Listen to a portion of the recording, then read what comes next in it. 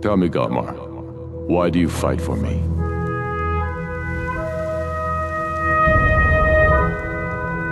How many of their sons and daughters follow your banner? We are their families. I'll die before elves dictate the fates of men. Are we not one in this? How long are you going to wait? The people are behind you. We're ready when you are. Well put, friend. I fight for the men I've held in my arms, dying on foreign soil. I fight for their wives and children whose names I heard whispered in their last breath. I fight for we few who did come home, only to find our country full of strangers wearing familiar faces. I fight for my people, impoverished to pay the debts of an empire too weak to rule them, yet brands them criminals for wanting to rule themselves. I fight so that all the fighting I've already done hasn't been for nothing. I fight because I must.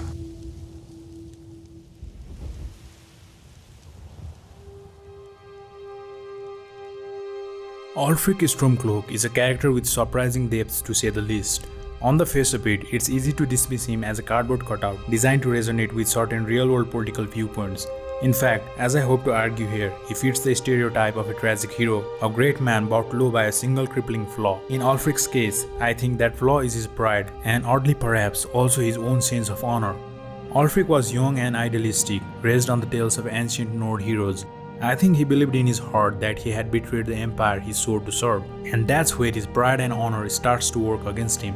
You see, a man less honorable than Ulfric might on his escape have simply returned to the Legion for duty and pretended that he had never betrayed the Empire, but Ulfric could not do that. As such, Ulfric, if we look through the lores, is a widely complex character, which makes him so much real, and in this pocket guide we are going to analyze his character in depth, so when you get back to Skyrim, you'll have a better understanding of people and conflict arising there. During the Great War, as dawn broke, the two armies met on the edge of Chedenhall. Countless Almeri archers unleashed a volley of golden arrows that orated the sky, targeting Jonah's infantry, who advanced cautiously through the thick underbrush. The forest itself had become an adversary as the soldiers struggled through the tangled roots and undergrowth. General Jonah led her legion of battle-hungry Nords into a thunderous charge, crashing into Dominion's line with devastating forces. The metallic clash of swords and armor echoed through the woods, while maces and morning stars shone with deadly intent. Dominion's cavalry, however, exploited the terrain, launching hit-and-run attacks from the cover of the forest, causing chaos among the general's forces. Hours turned into days and battle raged on, while neither side willing to yield. Exhaustion and desperation set in, yet the resolve of the knights and soldiers remained unbroken. It was a gruesome and brutal affair, with the forest floor littered with the fallen. The meandering Niben River and the Red Ring Road became a focal point of the battle, as both sides vied for the control of the bridge that spanned the upper Niben. Countless Almeri troops attempted to choke General Jonah's advance by destroying the bridge, but before they could do anything, a thundering roar teared through the sky, as their own body grew lighter as feather, and in a moment's time, a legion of Almeri forces were flown through the sky. As the leaders of the Dominion army marched towards the bridge, there stood a man, prepared to stem the golden tide of the Elven army.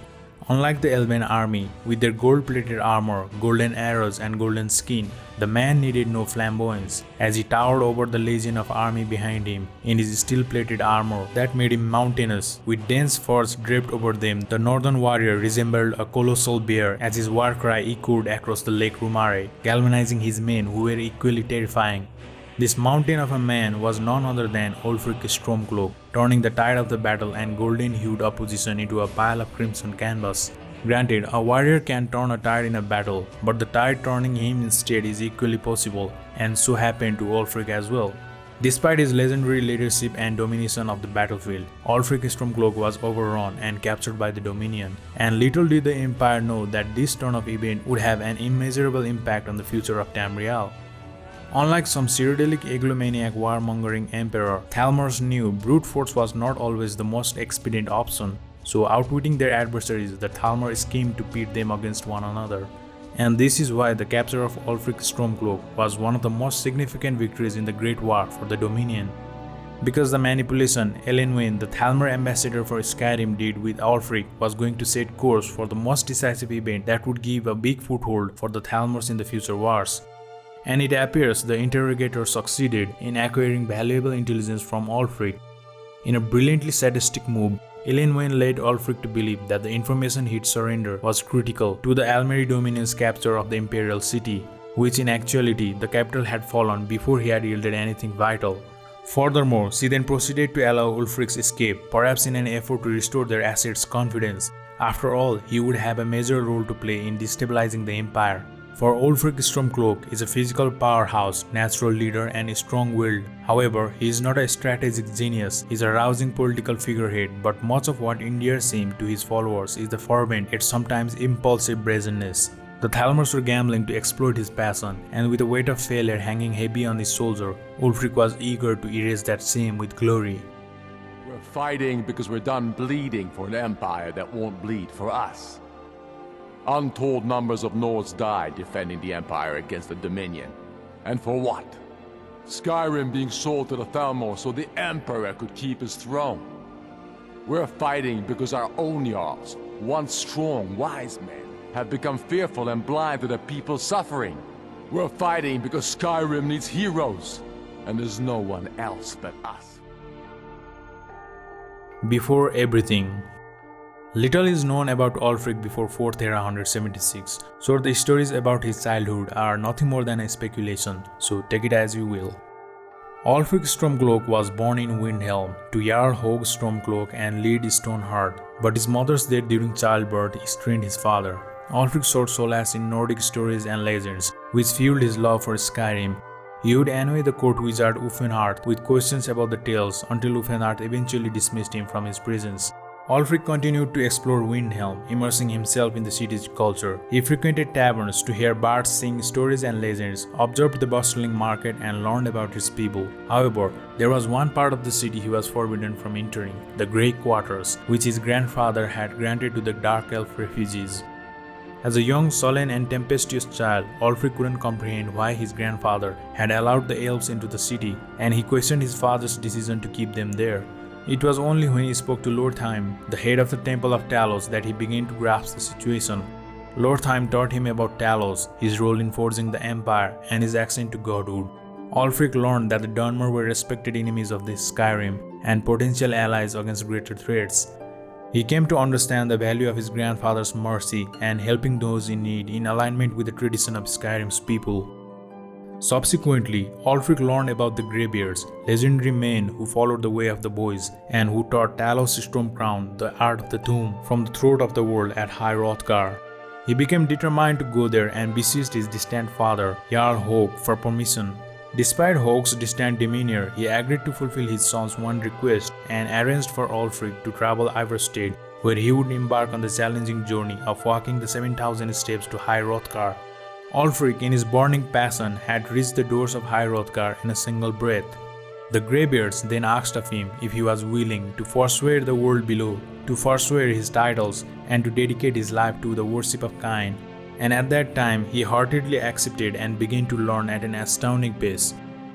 During his time at High Hrothgar, Ulfric received extensive guidance from Angier, a Greybeard who became his primary mentor. The other Greybeards were too focused on their advanced studies to interact with a novice like Ulfric. Angier taught him the way of the kind, encouraged him to delve into the philosophy of the way of the boys, and explored the history of Jörgen Windcolor's discovery of this path as well.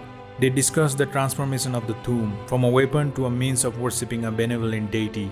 Angier, although stern and fervent in his worship, possessed a stubbornness that matched Ulfric's own. It was Einarth, the elder Greybeard, who played a crucial role in soothing Ulfric's anger and frustration.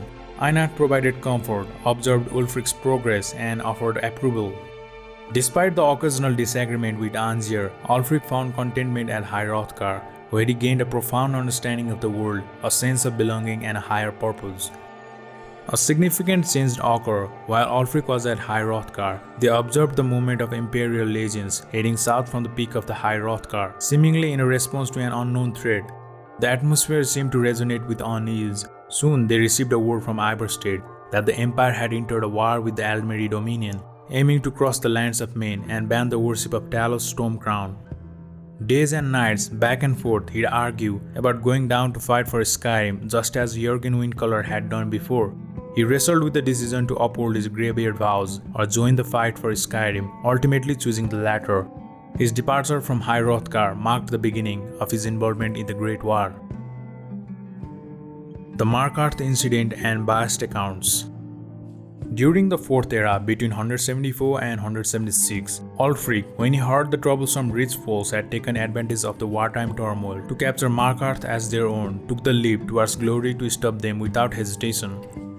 Ulfric, as a Stormcloak, originates from East March, so he'd have virtually no trouble with bunch of savages claiming lands on opposite side of the province. But as a stone Nord with substantial pride, his stock in virtue of strength and honor excited him to take action against the unruly hordes of savages known as the Forsworn in the name of justice. The Empire, which divided strength, couldn't lend a hand in the uprising and could spare no men for liberation of Markarth, so they sanctioned the forces of Ulfric Stormcloak and their campaign.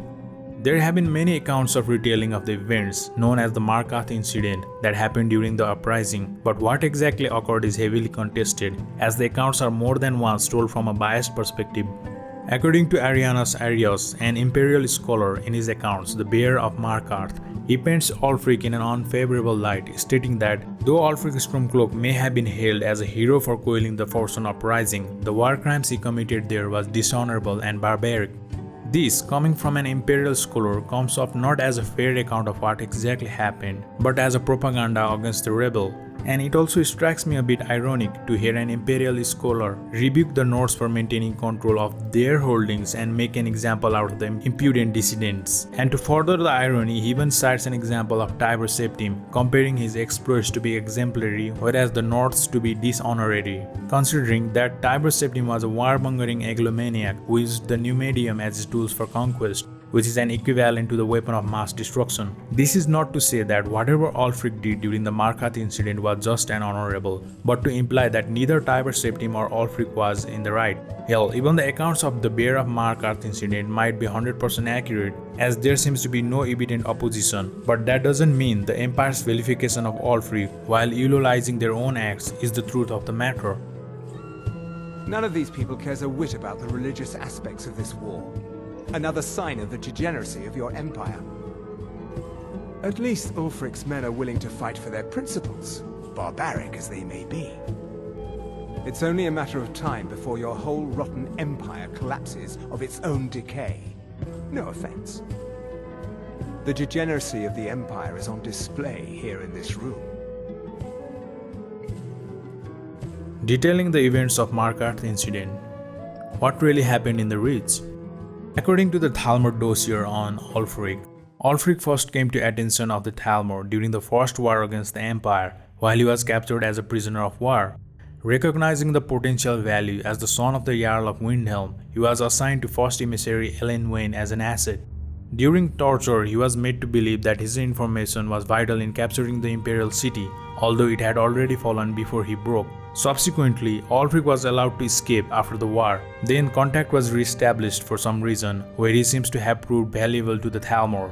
It also states that the death of Ulfric is to be avoided as well as the Stormcloak victory, and any aid to the Stormcloak must be managed carefully.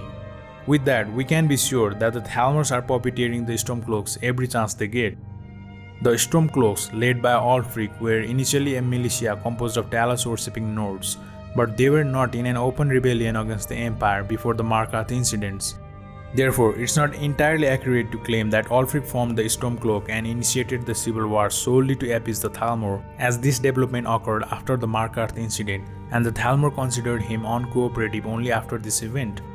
The original White Gold Concordat did indeed include a provision banning Talos worship within the Empire. However, it did not explicitly grant the Thalmor the authority to enter Empire territory and detain individuals at will. This action by the Thalmor is seen as violation of Empire sovereignty. Titus Smith signed the treaty with the expectation that the Thalmor would not have a direct presence in Skyrim, and the enforcement of Talos worship ban would be solely managed by the Empire officials. And that's a big difference, because that left the Empire some leeway to mitigate the terms of White Gold Concordat. Basically, the Empire was supposed to ban Talos worship officially, but tolerate it in private, Although officials had to arrest the most prominent worshippers, it's pretty clear they were given instruction to do a piss poor job at it as long as Talos worshippers remained discreet about it. And it's also pretty clear, for example, that General Talos knows his legate is a closet Talos worshipper but doesn't care. Here's what Rika has to say when Ulfric is about to be executed.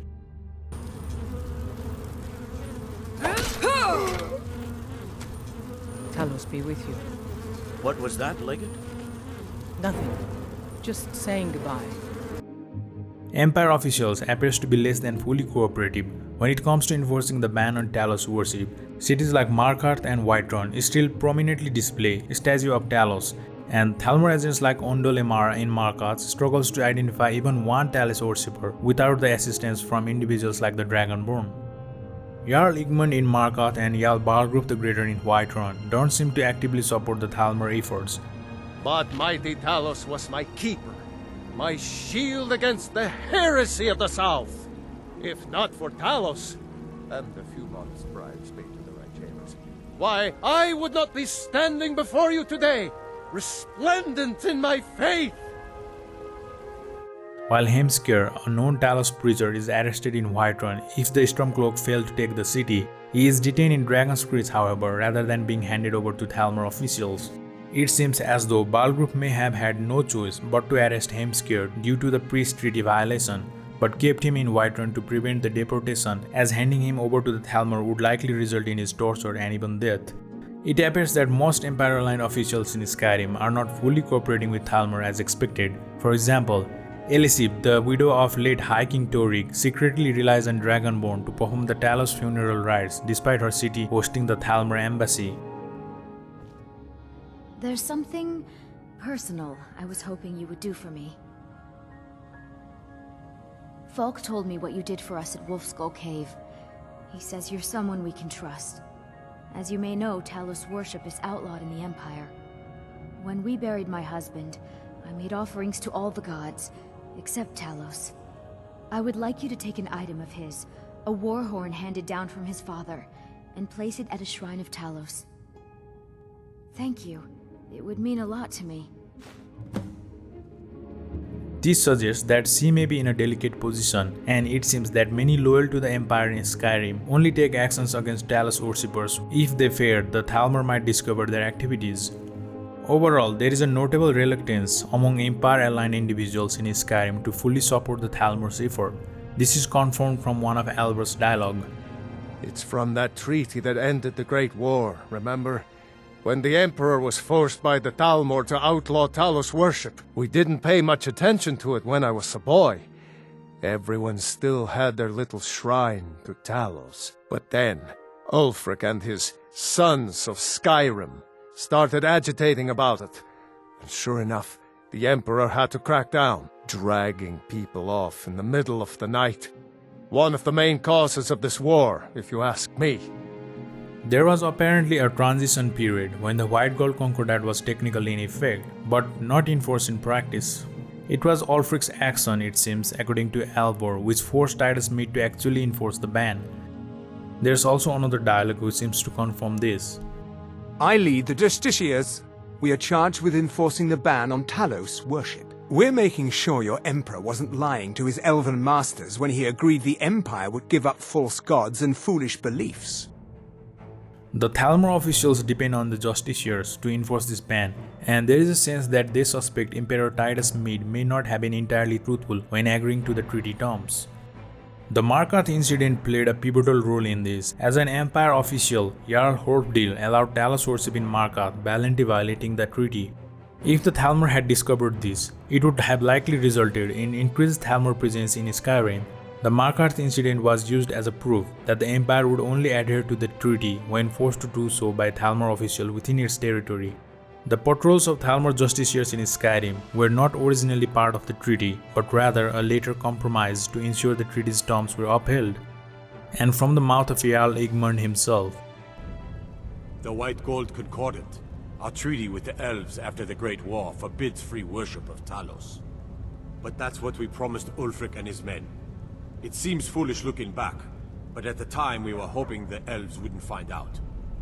So when they did find out, it was either we arrest Ulfric and the militia, or enter into yet another war. with the Aldmeri Dominion. The choice was clear, and now Ulfric threatens the thinly veiled peace we sacrificed so much for. When the Aldmeri Dominion invaded the Imperial City, the Legion all but turned a blind eye to the other provinces. Many of the disgruntled natives of the Reach used the opportunity to depose the Empire and founded what they called an independent kingdom. It was little more than a chaotic uprising, but the Reach was removed from Imperial authority for 2 years before we reclaimed it. But the leaders of the uprising refused our offers of peace. They fled into the hills and became the Forsworn. It all started here, this rebellion. When the Empire lost the Reach during the Great War, we became desperate. We promised a group of Nord militia free worship in exchange for their help retaking the hold. Then the elves found out about it. We were forced to arrest all of them. Ulfric Stormcloak, their leader, used the whole thing as proof that the Empire had abandoned Skyrim. The rebels called it the Markarth Incident. It was the founding day for the Stormcloaks, and where this war really started. But one has to wonder why the Markarth incident was considered beneficial to Thalmor. Surely it would have been in Thalmor's best interest to let the situation in Markarth deteriorate in order to weaken the province of the Empire. But instead, Ulfric allowed an Empire-aligned Jarl to retake the control of the city. It's the whole reason Ulfric revolted against the Empire. Well, the first reason anyway. Forsworn had taken over Markarth, and Ulfric and his men drove them out. Empire promised they'd be free to worship Talos afterwards. We know that the Thalmor want the Skyrim Civil War to go on for as long as possible without either side really winning, as long as war weakens the Empire even further. So why didn't they use these tactics in Markarth to make sure that the conflict between the Nords and the Forsworn went on forever? The Thalmor intended the White Gold Concordat to be a poisonous apple for the Empire by bringing conflict from within. But why this didn't work initially, it's because the citizens were not inconvenienced enough. As much as they complained, they stayed loyal to Empire, and the citizens were willing to understand the political necessity of the peace treaty and agreed that peace was worth the price of ban on Talos worship. The Thalmor realized that they needed to back the Empire into the corner. Citizens would only start rebelling if the Empire did something pretty horrible against the Talos worshippers. The troubles in Markarth provided this opportunity. Now let's stand back from this scene for a moment and look at the wider strategic situation from the Thalmor point of view. The Great War has been disastrous for the Dominion. In short terms, they got all the concessions they wanted out of the Empire. However, the Empire is unlikely to make more than a token effort to enforce a prohibition on Talos worship. And while both sides are rebuilding their forces for a renewal of hostilities, the fecund human are likely to be ready long before the Dominion. So they needed two things. One, they need a way to compel the Empire to allow the Thalmor to police the tombs of the Concordat. And two, they need something to bleed the Empire's strength while the Dominion rebuilds without interference. Elenwen looks at Ulfric's adventures in the Reach, sees a way to kill two birds with one stone. Jarl Hrolfdir is desperate to retake his throne. Without Markarth, he is nothing. He represents the Empire's authority in the Reach. However, the Empire is unable to dispatch his legion to the Reach at the moment due to their involvement in post-Great War matters. Ulfric, after his capture by the Thalmor and the shame of his defeat during the interrogation, which to him led to the Imperial city's capture, he was on a path to restore his honor however he could. With his Nord militia, he overthrew the Forsworn rebels. So the city is liberated, and shortly after that, Elenwen seizes an opportunity to leave her post temporarily and report to Thalmor's superiors, who then file a formal protest with the Empire. The Legion is then tasked with reclaiming the control of Markarth. Ulfric's sense of pride and honor plays a significant role here. He had promised the people of Markarth the freedom of worship as they pleased, and he is determined to uphold his promise. He refuses to open the city gates to the Legion without the guarantee of continued free worship. However, the Legion cannot agree to these terms as it would risk sparking another war with the Thalmor, and the Legion commander who accepted such terms would likely jeopardize their careers as well. This stance creates a significant conflict and complicates the situation even further. Ulfric afterwards was seized and accused of willfully violating the terms of the Concordat. There would also have been a Thalmor contingent there to confirm the full justice done. We can imagine that Elenwen might have been among them. She had just given the Dominion the leverage it needed to demand the Thalmor to be allowed to police the tombs of White Gold Concordat, and started smoldering a spark that will eventually be fanned into the Civil War. Imagine her standing there, newly promoted, and wearing her full Thalmor regalia, We can only imagine Ulfric's renewed horror and sense of betrayal by the Empire and rising anger. And I'm here to tell you, 1776 will commence again if you try to take our Talos. Doesn't matter how many lemmings you get out there on the street begging for them to have their God. taken. We will not relinquish them. Do you understand? If Ulfric wanted to rile his people to start a rebellion, this would have done it, which, if true, would make Ulfric a pretty manipulative bastard. But this is contested matter, considering Ulfric is no strategic mind. From there, Ulfric goes to jail and is eventually released after the death of his father, which is when he takes up the role as the Jarl of Windhelm. My father, the Great Bear of Eastmarch, died during my imprisonment after the Markarth Incident.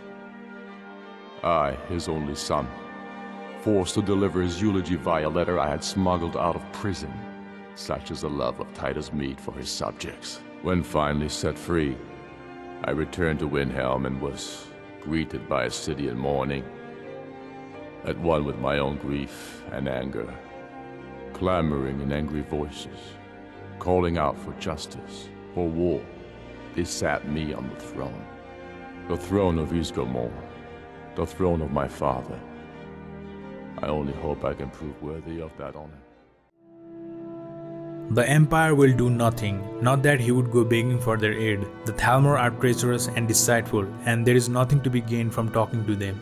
But unilateral action will only invite retaliation against Windhelm from the Thalmor and their imperial puppets. If action is to be effective, he thought, it must be the action of Skyrim as a whole. As far as we know, no authority opposed his accession to Windhelm's throne, and according to Sybil Stendor's dialogue, he was a member of the moot that crowned Torygg as the High King.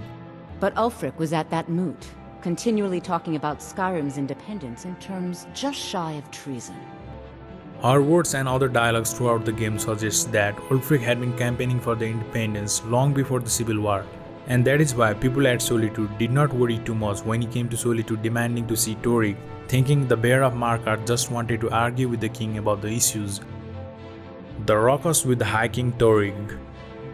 High King Istlord was dead, and though the imperial rule had turned traditional Nordic rites into little more than formalities, the Northmen still insisted upon their customs. One such custom was the moot, in which the Jarl of each hold convened to confirm their new High King.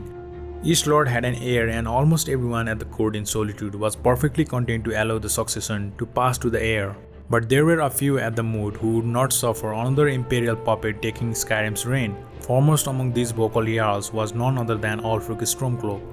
According to the court wizard Sybil Stentor, by Nord custom, once the challenge was issued in court, Torygg had no choice but to accept. Had he not, Ulfric would have had cause to call a new moot and a new vote for High King.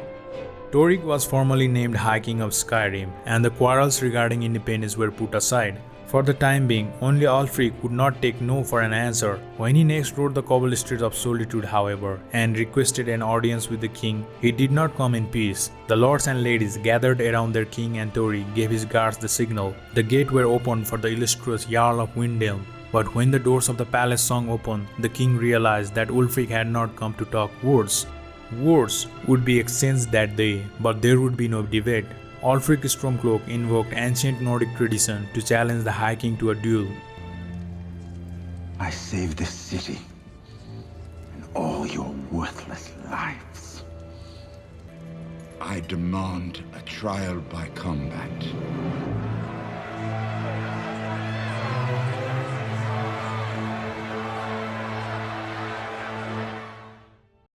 And so, in the palace gardens, young Torygg, still sore from settling onto his throne, stood before the most decorated warrior in Skyrim, a warrior that the High King had an immense amount of respect for. I don't think Ulfric knew how much Torygg respected him for that. If Ulfric had asked Torygg directly to stand up, to declare independence, Torygg might have done it. No less, Torygg's trembling hand reached for his baldric, but before his pale finger could be reassured by the sturdy grip of his regal blade, Ulfric's lip parted. Torygg was sent sprawling. He fought, and then realization struck him. He looked down, and the Stormcloak stood over him. In nomine Patris et Tip of Ulfric's blade pierced his chest and twisted the words inside him until they leaked out of his mouth as he ascended to Sovngarde.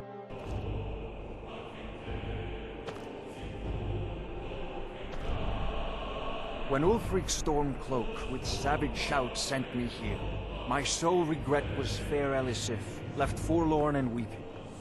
I faced him fearlessly, my fate inescapable, yet my honor is unstained. Can Ulfric say the same? High King Torygg was dead. I killed Torygg to prove our wretched condition. How is the High King supposed to be the defender of Skyrim if he can't even defend himself? I challenged him in the traditional way, and he accepted. There were many witnesses. No murder was committed. True, he didn't stand a chance against me, but that was precisely the point. He was a puppet king of the Empire, not a High King of Skyrim. His father before him, perhaps, but not Torygg. He was too privileged and too foolish, more interested in entertaining his queen than ruling his country. There hasn't been a true High King in Skyrim for generations. For too long he's been hand-picked by the Emperor, and given emphatic nods by milk-drinking Jarls addicted to Imperial coin. It's time we had a real High King, one of our own making. Why the fuck do the Nords care so much about the Talos? You may be wondering, why exactly did the Nords care so much about Talos worship? Isn't Talos the ascendant form of the Tiber Septim? As the progenitor of the Third Empire, isn't Talos a symbol of the Empire? In southern lands, he was known by the name Tiber Septim. Here in Skyrim, we honor him by his proper Nord name. Let's go back a bit in time during the ascendancy of Tiber Septim to Talos. Around the time of the warp in the west, as an avatar of the sword, Ulfarth was betrayed and soul-trapped by Tiber Septim, and this soul gem replaced the heart of Lorkhan as the Mantella. Eventually, it would be the spirits of Ulfarth or Sur, Durin Arcturus and Tiber Septim combined that becomes Talos trying to mantle Lorkhan after the warp in the west. And in Daggerfall, the Britons celebrated Tiber Detha, that is Tiber Septim's birthday, in the 24th of mid-year, indicating that the notion of Tiber Septim's divinity wasn't limited to heresy. These sources suggest that Tiber Septim achieved divinity not through honor and sheer will, but with fraudulent techniques. You are fake news. The truth behind this lore is absurdly complex, so I'll have to make a separate video just to explain it all. For now, let's go with shorter explanation.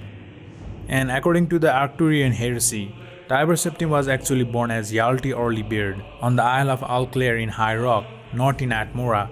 He only took the Cyrodiilic name Tiber Septim to legitimize his rule, and all this information seems to be propagated in his favor to legitimize his godhood as the avatar of Sor or Izmir, who hailed from the kingdom of Atmora, which the Nords got as being the uncontested truth.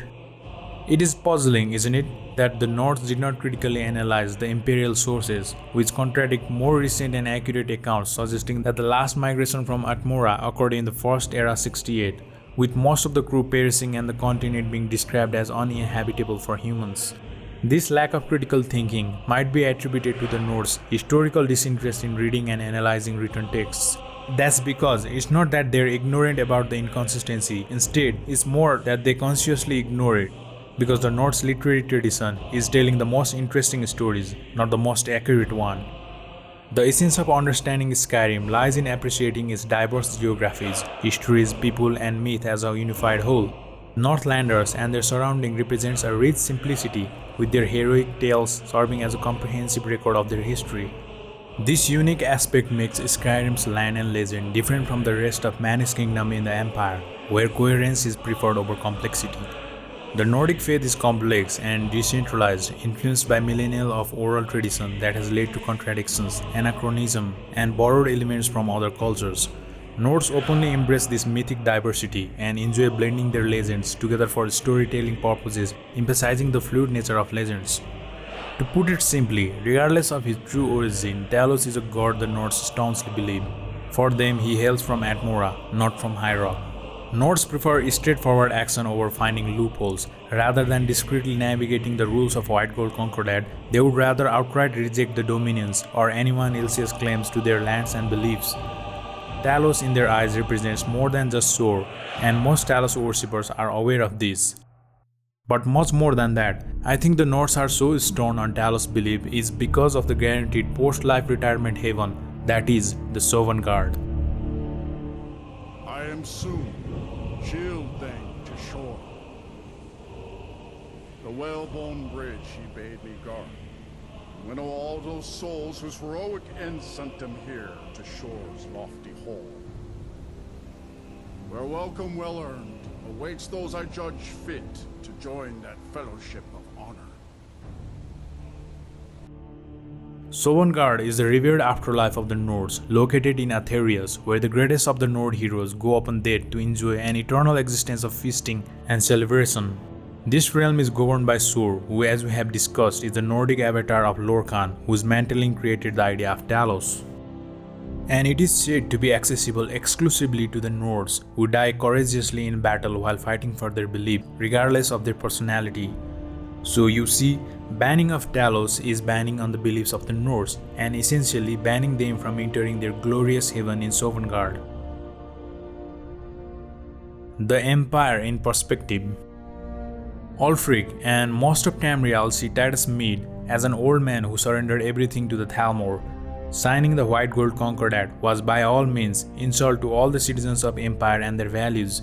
They took away their freedom of worshipping Talos, who is still the founder of the Empire and hero of man. By doing so, they denied everything the citizens of Skyrim sacrificed to defend and die for. Men went into battle, fought and died only to be forced to abide by the rules of a foreign people and be executed for believing in things that are as old as the Empire itself. By taking that from them, the Thalmor destroyed everything that Nords have been taught for generations, and anyone would rebel under these conditions. And seeing how Hammerfell seceded from the Empire, the Nords were only encouraged to do the same. Not only is the Empire unable to fight off the foreign invaders, it is also incapable of defending their own citizens and their rights. And from the eyes of every citizen, the Empire is corrupted at the top. Look around the room and you'll see what we're up against. Just between you and me, a lot of what Ulfric says about the Empire is true. That's putting it mildly. The Thalmor invite me here to remind everyone that they can tell the Empire what to do. I would refuse, but I don't want to jeopardize the peace between us. Can the Stormcloaks actually win against the Empire? Is there a chance the Stormcloaks could actually win against the Empire? No! Let's look at it as objectively as we can. The first consideration should be that the Empire, although are here in Skyrim to adhere to Almeri conditions, they do not have all their numbers. Sure, the Empire has soldiers better trained and better equipped, but that alone cannot guarantee a win. The Stormcloaks could still theoretically weaken the resolve of the Empire to an extent that it strategically withdraws itself, simply because they have to choose between throwing more resources and men to hold the north or keeping some of those in the Heartlands in case of Almeri aggression. The Empire's resources are vast but not infinite, and Ulfric knows this. The Stormcloaks aren't just made up of farmers either. Some of them were once Imperial soldiers who came home after fighting in the Great War versus the Almeri Dominion. Remember, Ulfric, Galmar and Rike all have served in the Legion. Therefore, all of the training and tactical knowledge available to the Legion is also available to Ulfric and Galmar, who can then just pass it down to their lieutenants and thus the whole Stormcloak soldiers. Also, the Imperial forces stationed in the Western Skyrim are leeching off of resources in Hafengar Hold, as pointed out by one of the Thanes. Simple. Let the Empire fight its own war, with its own funds, and without hijacking our supplies and soldiers. Let Hafengar rebuild. This means that the Legion in Skyrim is stressed out so much that it can't even get enough logistic support from the Cyrodiil. Ulfric can just raid the farms near Solitude, and he can almost cripple the Legion's entire food supply.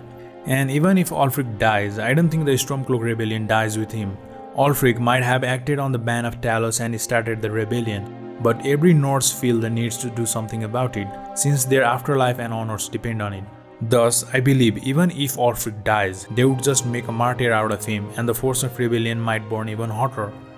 And I hear you, more than half of Legion in Skyrim comes from local recruits, of which many might be Nords as well. But that's within the problem. They are used to fighting, but not in a heavy-plated armor. The sons and daughters of Skyrim are used to fighting in furs and leathers that protect them from cold, but keep the agility alive. But when you throw in a heavy-plated armor on them, you subsequently throw out their local tactics as well, limiting them heavily. Plus, the Legion armor weighs heavy and clanks like kitchen appliances and shines like fresh snow. To further this point, the Imperials are a military culture, sure, but not like how the Nords are. They are less of a warrior and more of a soldiers. In the book Arms and Armors of Nordic Champion, the author, Longinus Attius, a Colobian and a former soldier, states, "For the Nords is a warrior race, and all from the goat farmer to the Scarlet King own an armament of some kind." We can deduct from this and many other things we see that every Norse owns a weapon and knows how to fight. Not to say that the Imperial soldiers are defenseless or anything, but the Imperial citizens mostly leave the fighting to the Legion. And to compare it to real-life counterparts of the Nords, the Vikings also did not have any heavy armors as well. The heaviest armor they had was a chainmail, which is recorded as disliked by the Vikings as it was extremely uncomfortable and it would drown you if you fell in the water. And finally, to settle the point, the Norse have fought nearly every kind of enemies and armies with equipment and supplies on every end of the spectrum, going from the Snow Elves, the Dwemer, the Direni, the Reachman, the Bretons, the Red Guards, the Imperials, the Argonians, the Dark Elves, the Wood Elves, the Elites, the Giants, the Dragons, etc. and etc. I mean, the Bosmer were so afraid of Nordic invasion in the First Era 396, they had to call a wild hunt to kill King Borgas. Only twice in history, the Nords have stopped fighting the Imperials, once for Raymond and once for Tibur, and only because they were both Dragonborns. The first empire of Nords stretched from High Rock to Morrowind. These guys know how to fight, alright? Skyrim, since the Nords have had it, has never been conquered. Each time it has joined and left the empire of its own free will. This isn't the first time Nords have fought the empire, and I don't think it will be the last. Anyways, I'm not saying that the Nords would beat the 4th Legion easily, or the other way around. All I'm saying is it's a bit premature to dismiss the Stormcloaks' chance of winning completely. I hope that we have all come here in the spirit You insult us by bringing her to this negotiation? You're Chief Talos Hunter? That didn't take long. Hear, hear. I have every right to be in this negotiation. I need to ensure that nothing is agreed to here that violates the terms of the White Gold Concordat. She's part of the Imperial delegation. You can't dictate who I bring to this council. As for you, General Tullius, I see now that Galmar was right. Talking to the Empire is just as useless as ever. If you think you can hold Markarth, you're as deluded as your Emperor when he signed away our freedom to the Thalmor. Skyrim will never again bow to your false empire. Let's go, Galmar. I should have listened to you in the first place. In defense of Ulfric Stormcloak, Ulfric knows that the Empire is not the united front against the Thalmor that they claim to be. Cyrodiil will sell out every province to keep the real power centralized, just like how they did with Hammerfell, and so Ulfric liberating Skyrim would just be stopping the bleeding. Cyrodiil returned all troops from Morrowind during the Oblivion Crisis to protect itself, leaving them to die during the period and also during the Red Year. Cyrodiil gave away half of Hammerfell during the White Gold Concordat to the Almeri dominions. When the rest of Hammerfell objected, they sided with the Thalmor and cut off the Hammerfell from the Empire. Additionally, they disbanded the Blades and allowed Thalmor agents to hunt them down across the Empire. While the Empire claims these actions are temporary measures to appease the elves in preparation of a future war, some view it as a willingness to sacrifice and betray provincial holdings and power to maintain the Imperial city's independence on paper. From Ulfric's perspective, he sees the Thalmor as a constant threat to the Imperial city and believes that the Imperial court is giving away the entire empire to the Thalmor, effectively turning it into a puppet state. He points out that every time he's tried to defend Skyrim, the Empire has sided with the Thalmor and given up more rights of Skyrim's people. By the time the game starts, the Thalmor have already established a fortress-like embassy at the Imperial province, which hosts influential economic figures from Skyrim. They have stationed a Thalmor commander in the wealthiest city in the province, freely operated agent who kidnap and kill without restriction, and also have infiltrated the land with spies. Ulfric does not view this as a cold war between Empire and Thalmor. Instead, he sees it as a subtle invasion by diplomats, with the Empire being overmaneuvered in every negotiation. This is it, men. It's time to make this city ours. We come to this moment carried by the sacrifices and courage of our fellows. Those who have fallen. Those still bearing the shields to our right. Fullness of our determination, the true depth of our anger, and the exalted righteousness of our cause. The gods are watching. The spirits of our ancestors are stirring.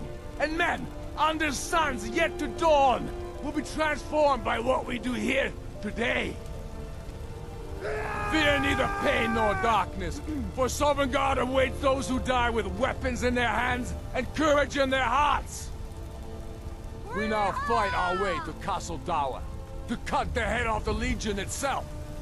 And in that moment, the gods will look down and see Skyrim as she was meant to be, full of Nords who are mighty, powerful, and free! Ready now, everyone, with me, for the sons and daughters of Skyrim! And in defense of, but he's a racist prick. First off, let's make one thing clear. The Dunmer are indeed elves, and considering the historical conflict between elves and Nords, it's understandable that there might be some prejudice against them. While not condoning this prejudice, it's important to acknowledge his existence. The Dunmers came to Skyrim seeking refuge after the Red Mountain's eruption, and they were accepted into the cities, which was a generous act in a generally racially divided world. Despite the xenophobia among many Nords, it's worth noting that Ulfric himself has not made any racist statements about the Dunmer. They have been given a place to live, a privilege not available to everyone in Tamriel. Some Dunmer feel that their concerns are ignored, but it's possible that Ulfric is not fully informed of the matter due to his focus on the ongoing war, with city matters being handled by Yorleif. In comparison to his world and universe, Ulfric does not exhibit particularly overt racism. In his background, terms like Enwa and practices such as slavery are commonplace with Dunmer culture. Notably, there exists an entire house dress, dedicated to institution of slavery and acquisition of slaves. And the Thalmor are trying to cleanse the world of lesser races. The Alkmaar have long resisted outsiders even coming to their land. Their bards sing of the races of men being swine and rotted muck. The Bretons was a race abused into existence. The Beast race have been enslaved for centuries by the Dunmers. The Argonians attacked Morrowind and killed countless thousands of the Dunmer. The Red Guard also got shafted by the Empire and had to fight tooth and nails to evict the Thalmor. You come here where you're not wanted. You eat our food, you pollute our city with your stink, and you refuse to help the Stormcloaks. But we haven't taken a side because it's not our fight. Hey, maybe the reason these Greyskins don't help in the war is because they're Imperial spies. Imperial spies? You can't be serious. Maybe we'll pay you a visit tonight, little spy. We got ways of finding out what you really are.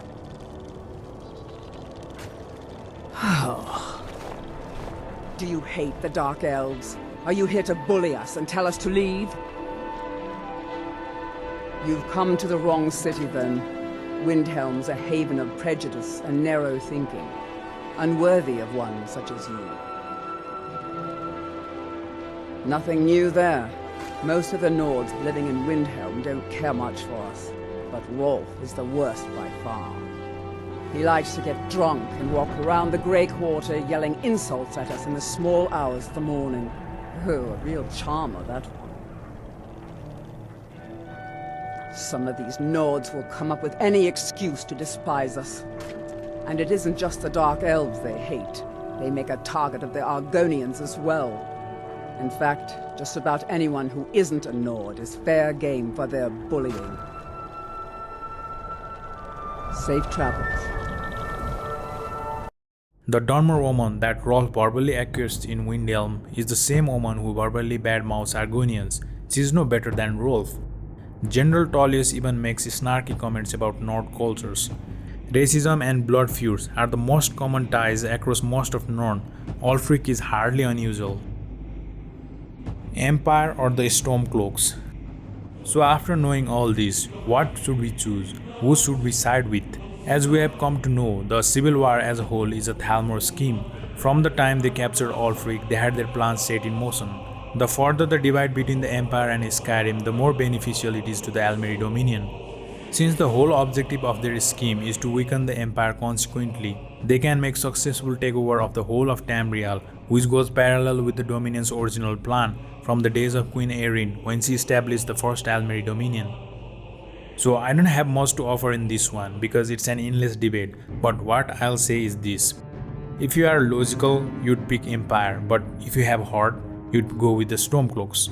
And if you had both, well, you wouldn't bother with Civil War, I suppose, wouldn't you?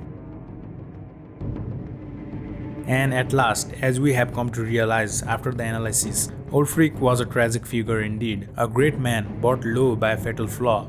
We see the man who should have been one of Empire's ablest warriors and statesmen reduced to again serving the cause of his most hated enemies. He cannot be unaware of how this rebellion is bleeding the Empire, or that the Empire are the best hope anyone has of defeating the Dominion. Skyrim was betrayed. The blood of her sons spilled in doom struggle against fate. And so in death too late, I learned the truth. Fed by war, so waxed the power of Alduin World Eater. Wisdom now useless, by God's jest, in this grim mist, together snared. Stormcloak and Imperial, we wander hopeless, waiting for succor. But pride and honor have closed off all his options. Attempting to unify Skyrim under his rule is very much a least bad option to him. But it is the only one his pride will allow him. And win or lose, I think that knowledge, when he eventually grasps it, might destroy him. And that's it for this video. I hope you gained some insight and enjoyed your time here. With that, I'd like to remind you to like and subscribe, and if I've been unclear or inaccurate in any ways, please feel free to let me know down in the comments. Otherwise, may Talos guide you, and I'll see you in the next one.